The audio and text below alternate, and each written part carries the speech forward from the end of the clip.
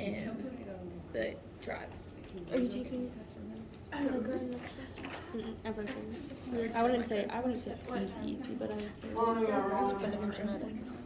I think it's easier if you had already taken genetics. I haven't taken genetics. Yeah, we've taken genetics. I need genetics. Oh, okay. I didn't find some. Happy Monday. I'm take calculus 10:30 to 12:40. Actually, it's the only class available. A couple small reminders. There is no homework due tonight or even this calendar week. Chapter 7 and 8 homeworks have both been moved till next week since we're just going to be talking about rotation from all the way through till then. Today we're going to continue talking about centripetal force and also tie in how the universal law of gravitation affects centripetal force in space. Later this week we will talk about torque in lab, and on Wednesday hopefully we'll wrap up most of the new rotation topics with angular momentum and kinetic energy, and then towards the end of the week we'll transition into test prep.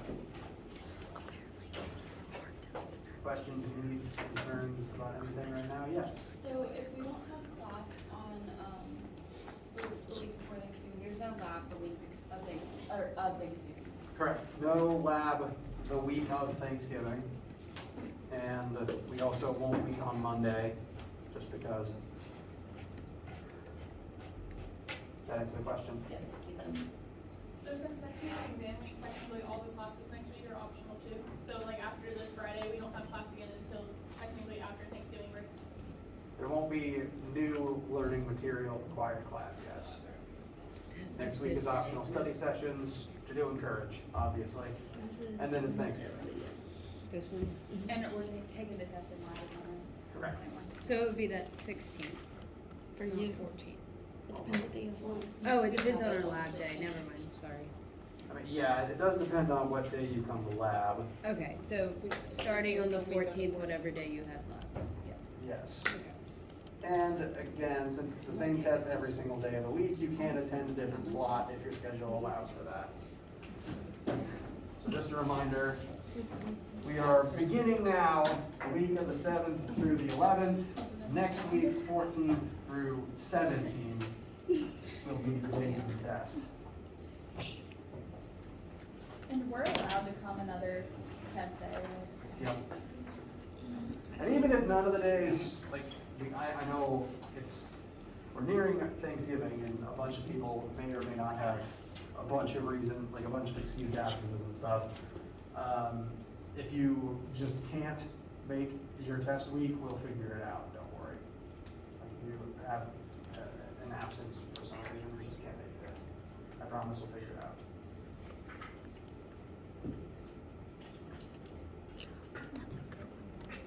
Yes. And our test is just on 6, 7, and 8. 5, 6, 7, 8. So energy, work, power, momentum, collisions, and all the rotation stuff that we're talking about now. Do you have practice test up yet? It's not up yet. I'm hoping to have it up Wednesday. Well, there is currently an old one up, which isn't bad to look at. It just doesn't have chapter 5 on it. It's 5, 6, and 8. Yeah, the test we will take is 5, 6, 7, 8. The old practice test that is currently viewable is only 6 through 8 because of how my last version of this class's weeks fell.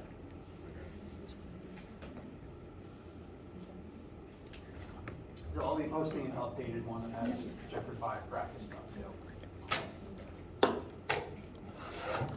And we'll have time to look at it and talk about it, both on Friday and on the classes year 10 next week. Anything else, and or how you guys feeling? All right. Well, any other questions or needs or concerns at any time, please let me know. Even interrupt me mid-sentence. I promise it's fine. For lecture today, we left off last time talking about centripetal acceleration caused by centripetal force.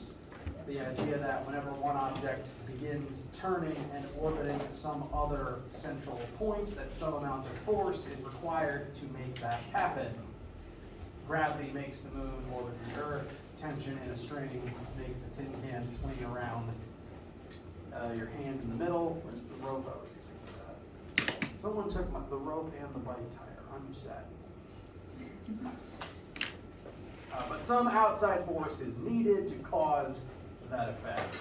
And whatever is acting as it is called a centripetal force, and we have at least two formulas to calculate what it is.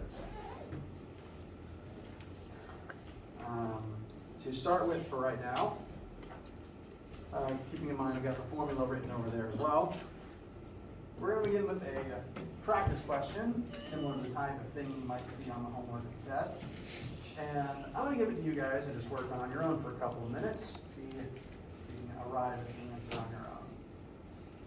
I will read it aloud to you though in such a context. We have a fighter jet, 2,000 kilogram plane, flying at Mach 2. That means it is flying at twice the speed of sound. Is this the marker I was getting at? In meters per second, the speed of sound is 343, so twice that is 686. The plane is moving at a very fast speed, as jets tend to do, and it is about to start banking for a turn.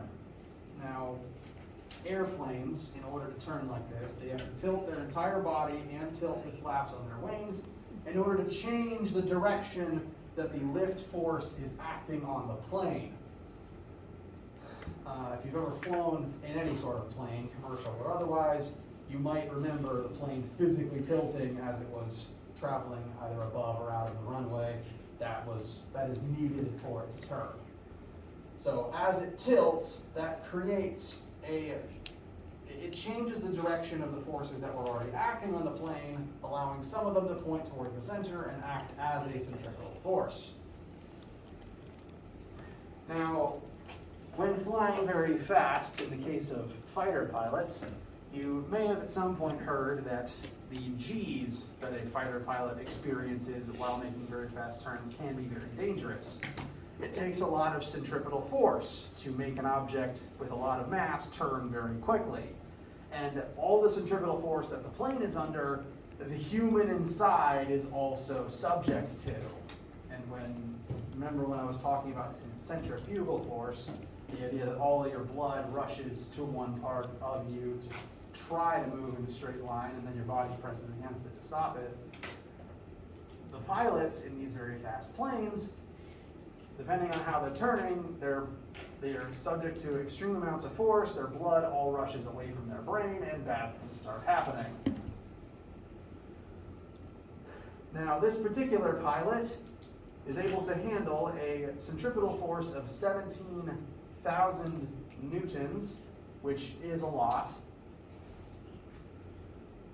What would the jet's turning radius be if that was the centripetal force acting on the plane while it flies at Mach 2?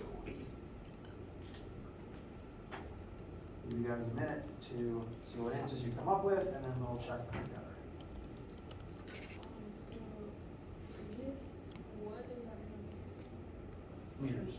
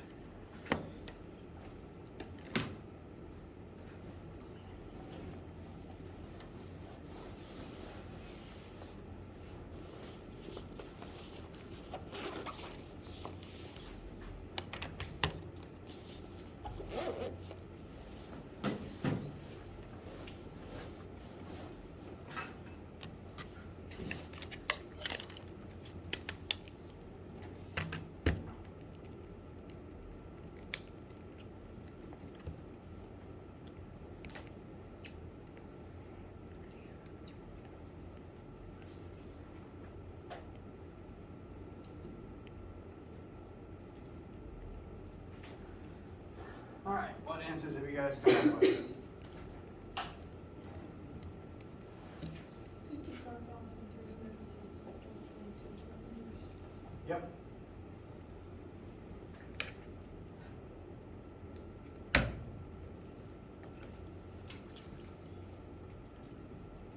A very large amount of meters. Note, it is not a good idea to turn a jet while moving this fast. Now, this is meters. To give a slightly better idea of what this actually would be in terms of like a map, that'd be about 55 kilometers. Planes need a lot of space to operate. They're quick, but they also end up covering a lot of distance in the amount of time that they're doing things. Now, this is not an ideal turn, and in real aviation, there's other factors that would affect how the plane is able to turn. I think they have systems in place to better optimize it beyond just the centripetal force the air would create.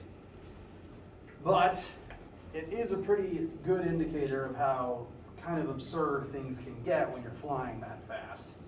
The world just kind of zips by beneath you. You don't really have much of a scale of distance anymore.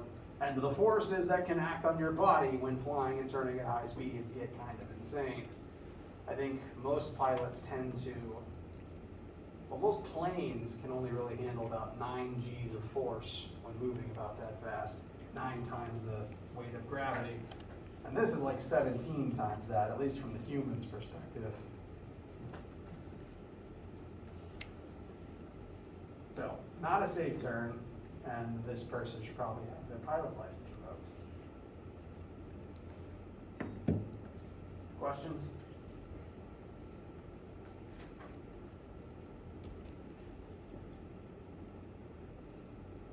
All right. So, we are now going to start applying this information to planets and moons in space. Because the same principles of centripetal force apply in space. The only difference is the thing that acts as the centripetal force is the force of gravity between all the various moons and planets and stars. So swap the plane out for the moon, put the Earth in the center of its path, and now we're describing how the moon orbits the Earth. Gravity acts as a centripetal force on the mass of the moon, and it moves at a certain speed as it moves at a certain radius from the planet. Alternatively, the other version of the formula, moon's mass times angular velocity squared, this would be how many radians it moves through every second, instead of the speed it would fire away at if Earth's gravity stopped existing, times the orbital radius. One thing to note, the R in either version of that formula is not the distance between the surfaces of the two objects. So it's not this distance. It is the distance between their orbital centers, their centers of mass. For small objects, that's not really a huge difference, but for very large ones, it can become important. So, the R in this formula is distance from the center of one object to the center of the other. Cool so far? So it's not radius. Well, it is technically radius. It's the radius of the orbital circle. Like if you allow the moon to continue all the way around, this R does describe the larger circle's radius. So that's why it's still called radius.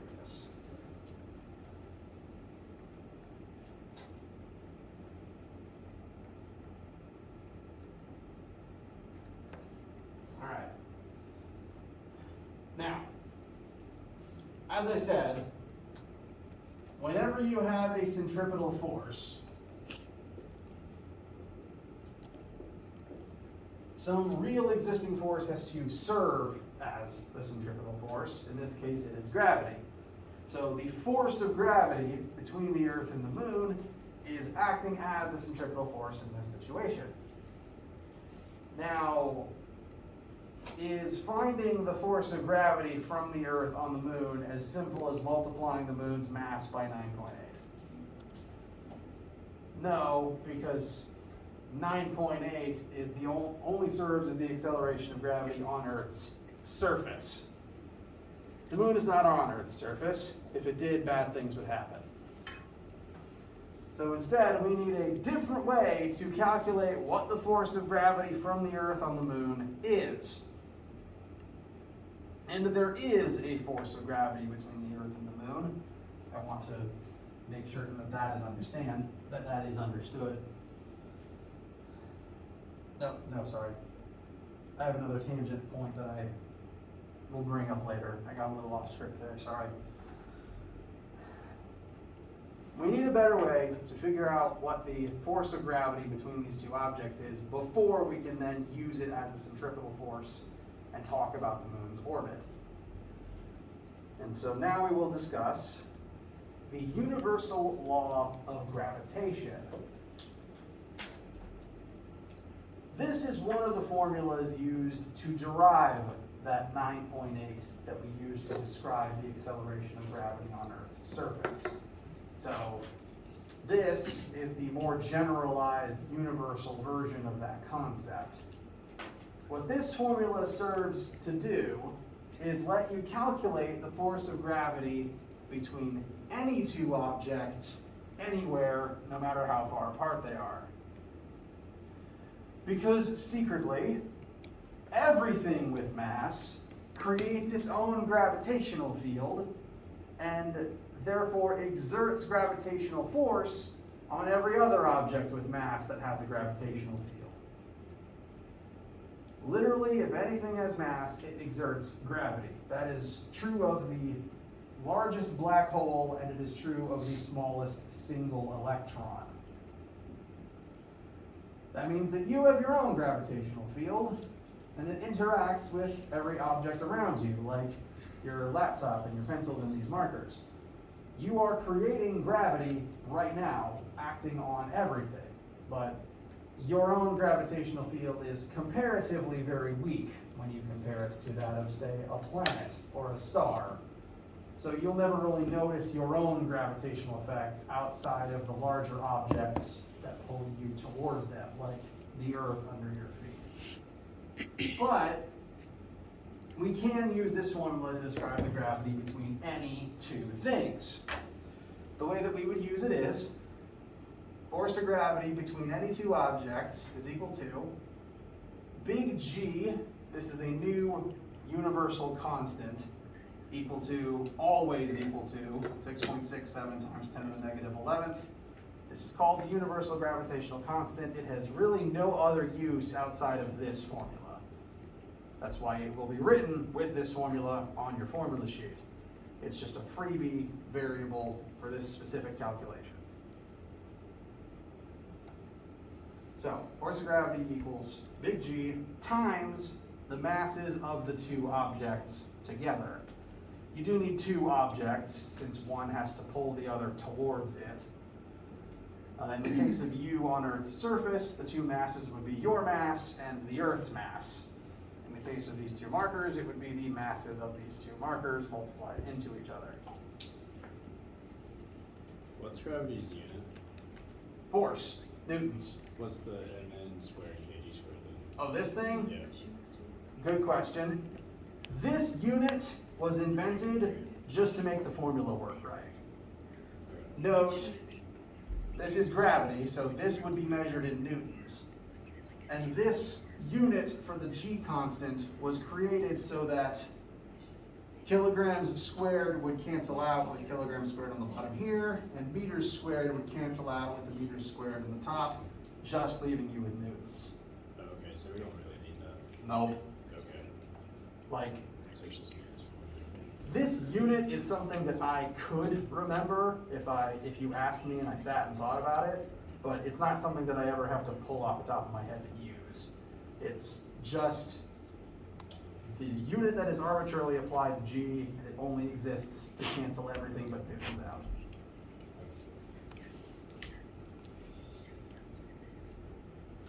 So you do not have to memorize that unit at all. Your formula sheet will have it, and all you really need is a number.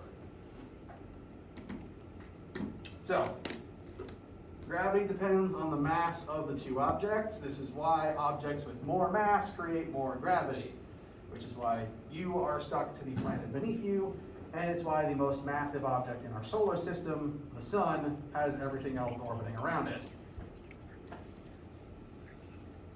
The other thing that affects the gravity between two objects is you will divide by the radius between the two objects squared.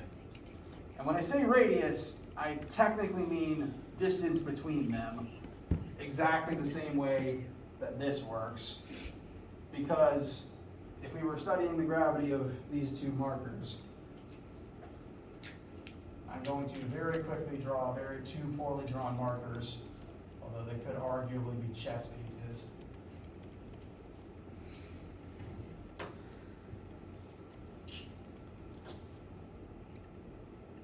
They are each separately creating their own gravitational fields that go out to a certain radius from themselves.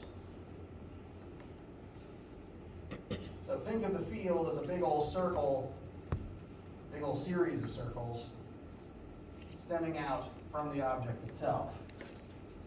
And what that field is going to do is it's going to overlap with the other object's field, and that object's center of mass is at a certain radius, like it forms the radius of the circle that describes the edge of the first object's gravitational effect.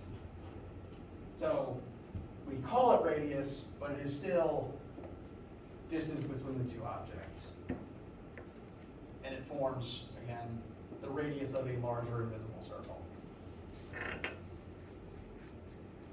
The one catch, again, is it is the radius between their centers of mass, not between their surfaces.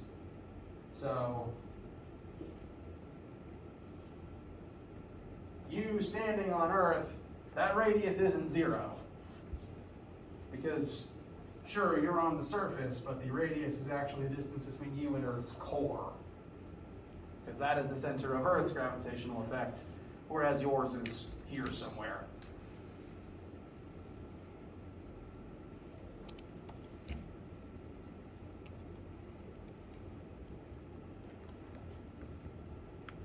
So the R in both the centripetal force formula and the gravitational formula is distance between the centers of mass of the two objects.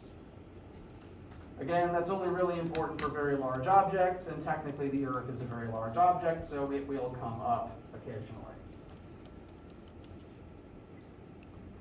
So, force of gravity depends on the two objects' masses and how far apart they are. The more mass, the more force. The further apart two things get, the weaker the gravity is. Since R is on the bottom and squared, the bigger the R is, the smaller Fg becomes. Excuse me. This is, again, there's loads of gravitational forces around you all the time that you will never detect. For example, Pluto. It's large enough to have its own gravitational field and atmosphere, but it's so far away you'll never ever feel what it's doing to you. Frankly, even the moon, which is close enough to manipulate our tides, I doubt you'd ever detect that effect either.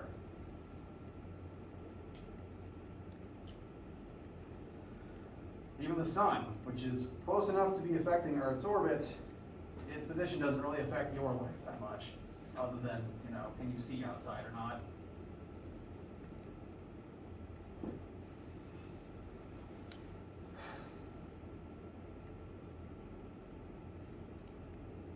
So, those are the factors that affect the gravity between two objects.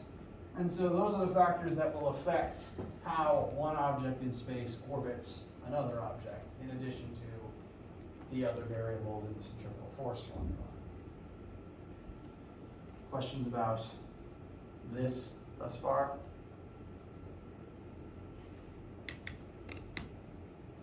All right. Well, let's let's get a couple practice calcs in your notes real quick. We're going to calculate the force of gravity between a couple different objects. First, we'll actually find a number of the force between two markers, and we'll also find the force between a human standing on Earth's surface and the Earth itself.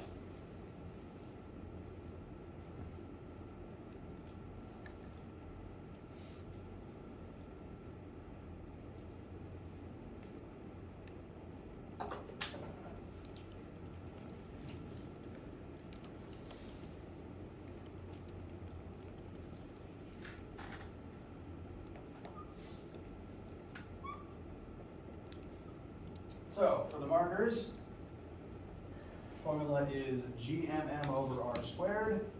G is always going to be that 6.67 times 10 to the negative 11th. And both markers have the same mass of 10 grams. We do need to convert that to kilograms first. So we'll put in 0.01 twice. That's just because it's two objects with the same mass.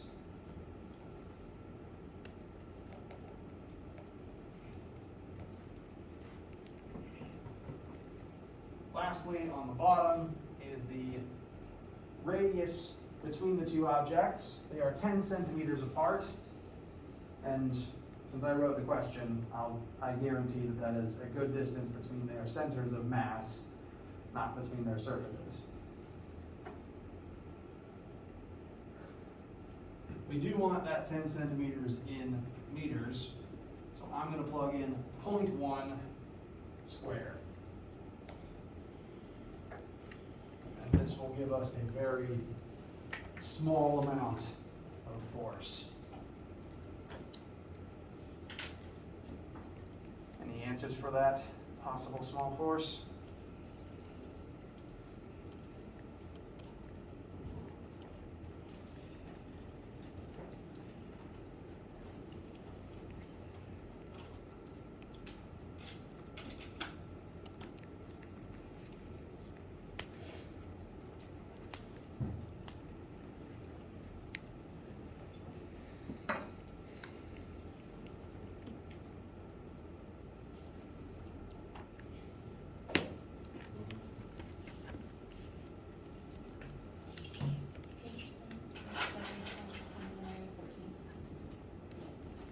I got 13 when I did it before, but I'll double check.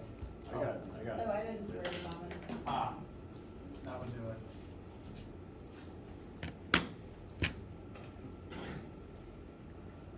So 6.67 times 10 to the negative 13th newtons. All right. This is very small. This is on the scale of like femtonewtons small. Micro, nano, femto.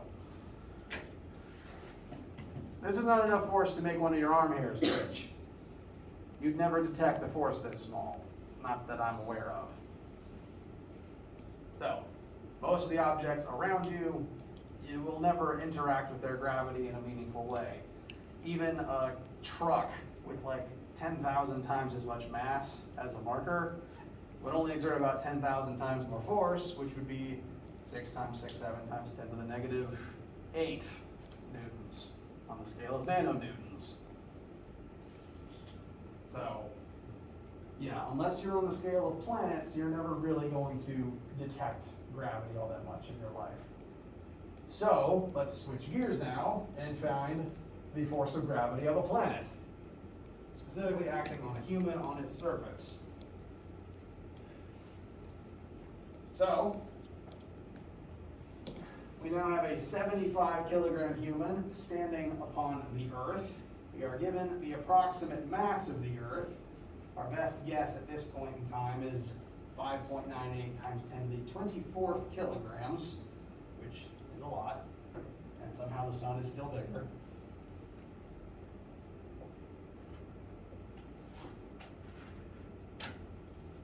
So 75 for the human, 5.98 times 10 to the 24th for the Earth. And then for radius, I've noted here that the radius of the Earth itself is 6,381 kilometers. We do need to convert that to meters to be able to use it, but that will be the distance between human and the core of the planet.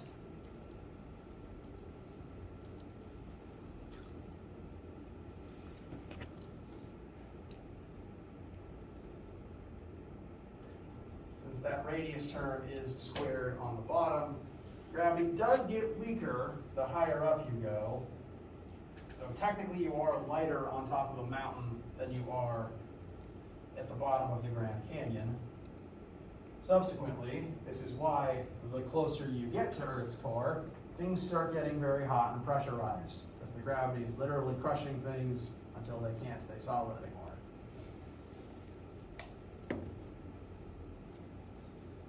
So that 6,378 kilometers needs to be converted to about 6 million meters before you square it. If you make that mistake, your answer could be off by anywhere from a factor of 1,000 to 1 million.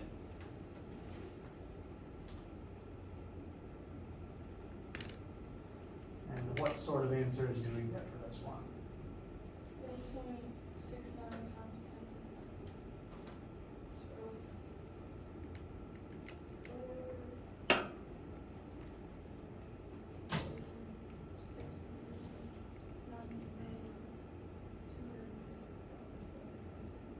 Okay. I think there's a miscalculation somewhere, because this is supposed to be the weight of a human being. And that's enough force to redirect the planet. I got 735.37. That's more like what I was expecting. Because of all these big numbers here, it's very important to be careful with the order of operations in your calculator. Meaning, the way that I write this is the way I'd recommend putting it in, parentheses around each individual thing. Especially, like, a particular problem that I could see popping up with this one is if you didn't put parentheses around the radius term at the bottom. Again, calculators are real dumb. If these parentheses just weren't here, it might divide by the radius and then square the overall answer instead of squaring radius before dividing it. So I put all these parentheses there for a reason. It's how I'd recommend doing it in the calculator itself. Does that help? All right. So I believe that answer was about 735, which again is about the weight of a 75 kilogram human on Earth's surface. If you take 75 and multiply it by 9.8, that's what you'll get approximately. So again, the 9.8 came from this formula. So this is in. What is this? Oh, newtons. Yes, this is force, so we're back to newtons. And then the numerator is in. What is it? Kilograms? And the denominators are meters. Yeah, masses need to be kilograms, the radius needs to be in meters. Those are the units that the G constant is spec'd for. If you use anything else, the answer comes out funny.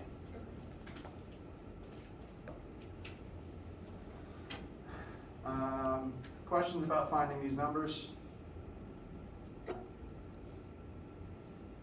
All right. Quick concept before we move on and apply this to planetary orbit. A thing to note about this formula is that both objects are exerting this force inward on each other. It's not one way. Earth pulls down on this human with 735 newtons. Subsequently, Newton's third law and the law of gravitation dictate the person pulls back up on the Earth with 735 newtons of force. Whatever number this formula gives you works both ways. The two objects attract each other like magnets. Secretly, magnetism is a lot like gravitational force. for magnets, two objects create magnetic fields. When the magnetic fields overlap, you get an attractive or repulsive force between the two objects together. It's the same with gravity. Gravitational fields overlap, you get an attractive force between the two objects. And it, again, is inward from both sides. Marker A pulls towards marker B pulls towards marker A. So can you use the same formulas for magnets and gravity? Almost exactly the same formula, almost. The only differences would be a different constant, because that would be the universal magnetism constant instead of the gravitational constant. And instead of mass, it would need to be strength of the magnetic field. Since mass is what creates gravitational fields, and strength of magnetism is what creates magnetic fields.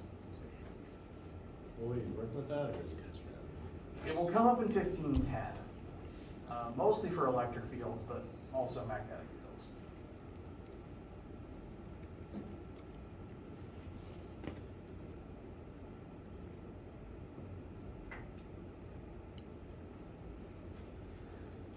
Questions before we start applying this to planetary orbit?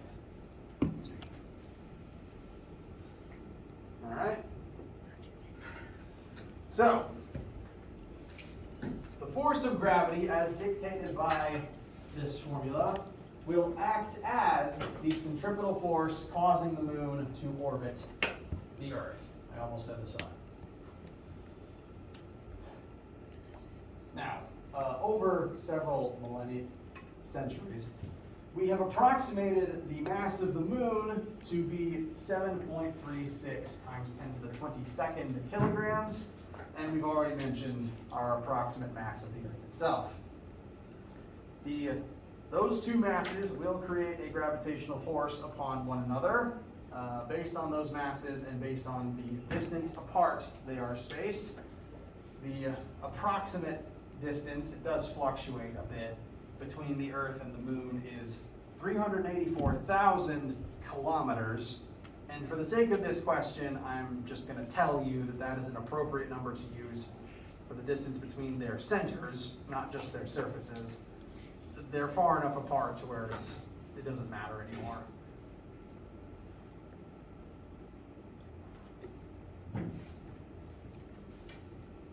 Yeah, also, this is not to scale. Frankly, this isn't even to scale. Moon's like over here. Moon's surprisingly far away.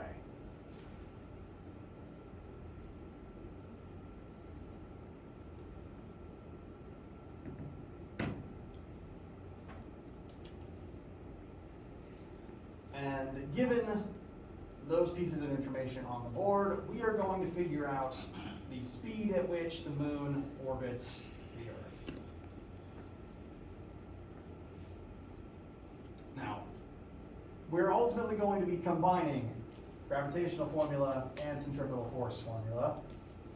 On the centripetal force side, if we use this version, we could solve for linear velocity. This would tell us in normal meters per second terms just how fast the moon is moving, the speed at which it would take off in a straight line if it turned off for its gravity. We could also use this version, which would tell us the moon's angular velocity. That is to say, how many radians per second does it cover if you're thinking of it as a wheel spinning around the Earth at its center. And that's actually going to be the version we look for right now.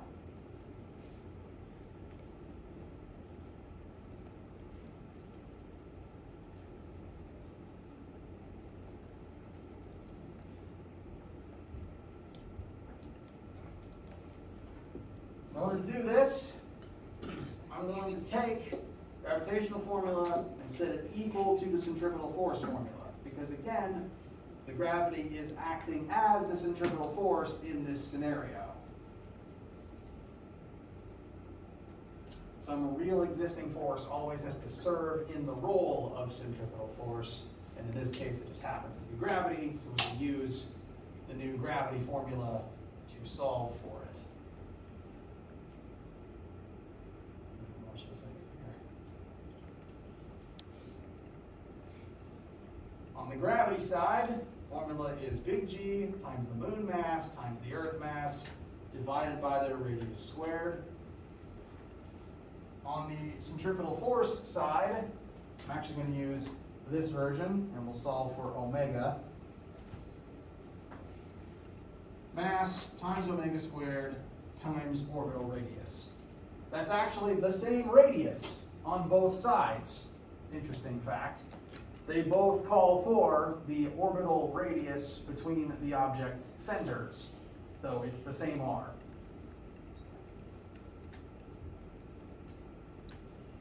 Additionally, that m on the right side is the same as one of those two masses. We just need to figure out which one it is. On the left side, I've listed both mass of Moon and mass of Earth. We have those two separate masses, and we will have to put them both on that left side. The question is, which of those two masses goes on the right side? Okay, place your bets now. The moon. Moons. Correct, very good guess. For this formula, the mass is always that of the object that is doing the orbiting, not the object being orbited. That might become a little more obvious if you were looking at a scenario that just didn't have a mass in the center. Like the example from the other day where you have a bucket on the end of the string. Bucket has mass, bucket is orbiting, there's not even an object that's orbiting around, it's just your hand. I guess it's an object, but the mass of your hand doesn't matter. All that this formula cares about is the mass of the orbiting object. So it is the moon's mass that goes on the right side, not the Earth's. Why does it matter? Oh, on the right. Yes. So the asterisk for centripetal force formula is the mass is always that of the orbiting object. So does your object that's orbiting, does it always have to be like a circle since you're finding the radius of it? Well, in real life, most celestial objects don't actually orbit in perfect circles. Well, no, not like the object itself. It was like that image you had, it was a bucket. And you had to find the radius of the object center, right? Wait, say again? Is it, come on, is the radius from the point of the orbit to the other object? Or is It's- it the object itself that's orbiting? It's from the center of the orbit to the center of mass of the orbiting object. And for the bucket, that would be right about there. Okay. Well, okay. So in every like word problem, we always give us the distance of like the center of mass. Typically, yes. If they're very small objects, it can just be assumed the distance between them is close enough. Okay, because I don't think you can find a center of mass for a marker. Yeah, and I wouldn't expect you to. It's a very odd shape. Okay. The only time that this will really come up is on a question maybe, and I know that one assignment at some point has asked a question like this.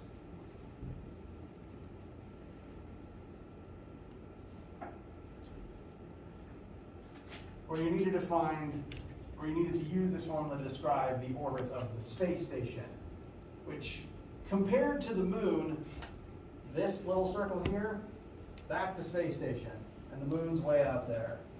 Moon's super far away, space station is super close. So it's actually not that high off the ground. There's at least one sample question at some point that mentions the space station or a satellite or something else in low orbit. And for this one, if it gives you height off the ground, you'd have to add in Earth's radius, because that's height from the edge of the Earth, and then from the edge of the Earth to Earth's core, to get the actual distance between the object and Earth's center of gravity. So I keep insisting on between the two objects' centers. This is really the only situation that becomes important, but I don't want to make sure this outlier catches you off guard. Will we also know the radius of Earth too. Whenever it's important, I will make sure you have that. Okay, good. You do not have to memorize the radius of Earth. Is the, for the, right side, is the radius in, Yes. Every distance is going to be meters in this class. One second. 11 seconds. Yikes. Working quickly then. All right. So on the left, big G, moon mass, Earth mass, radius squared. On the right, moon mass, omega squared, radius. Moon mass is on both sides and R is on both sides. What we're interested in is omega. And what's kind of neat about this, I know there's a lot of big numbers on each side, but technically we can combine and cancel a few of them out. Because moon mass is actually in the numerator on both sides. So it just kind of cancels out and doesn't matter. Turns out the mass of the object doesn't really matter. What matters is its velocity and its radius. So moon mass goes away. Meanwhile, this R is the same as this R. So when I move this over,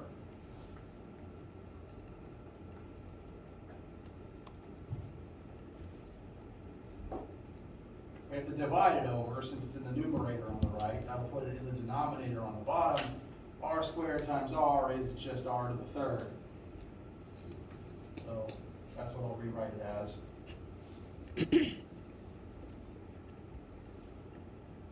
This will work slightly differently if you were doing the linear version instead, but either way, some things will combine and cancel, whether you're doing linear or the angular centripetal force.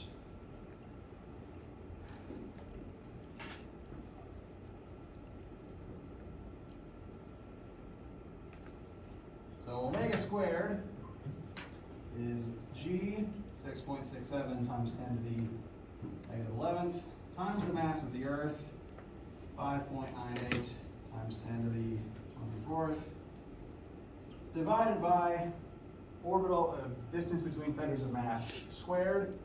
And we're given it here in kilometers. We need to turn it into meters before we square it. No, before we cube it, actually.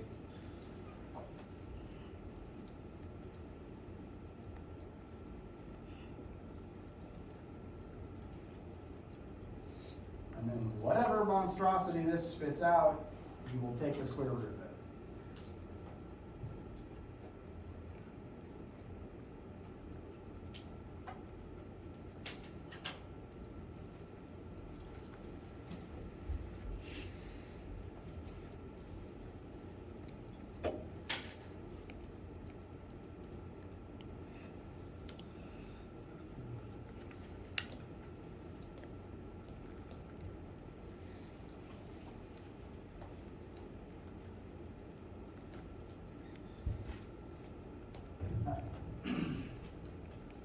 Is that a 24 or 29 for that exponent that you That is a 4.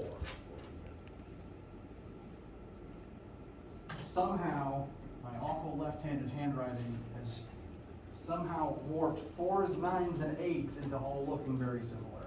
And I don't know how that happened. You're fine. I'm a little behind on my classes for sure.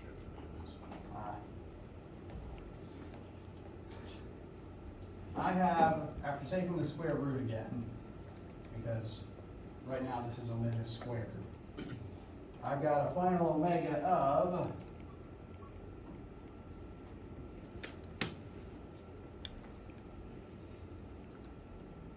2.65 times 10 to the negative 6th rad per second squared, rad per second, not squared, just rad per second.